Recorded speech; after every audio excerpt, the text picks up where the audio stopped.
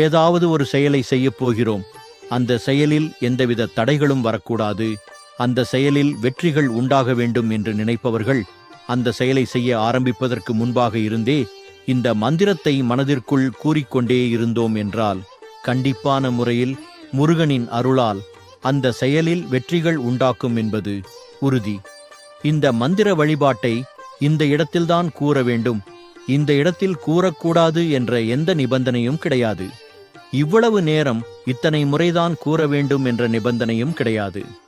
எங்கு நமக்கு முருகனின் அருள் வேண்டும் என்று நினைக்கிறோமோ அங்கு இந்த மந்திரத்தை நாம் கூறலாம். முழுமனதோடு முருகப்பெருமானை நினைத்து இந்த மந்திரத்தை நாம் கூறினோம் என்றால் முருகனின் அருளால் நம்முடைய வாழ்க்கையில் இருக்கக்கூடிய தடைகள் தவிடுபொடி ஆகும் என்று கூறப்படுகிறது. மந்திரம் என்னவென்றால் ஓம் ஐம் சம் சரவணபவாய நமக. எளிமையான இந்த மந்திரத்தை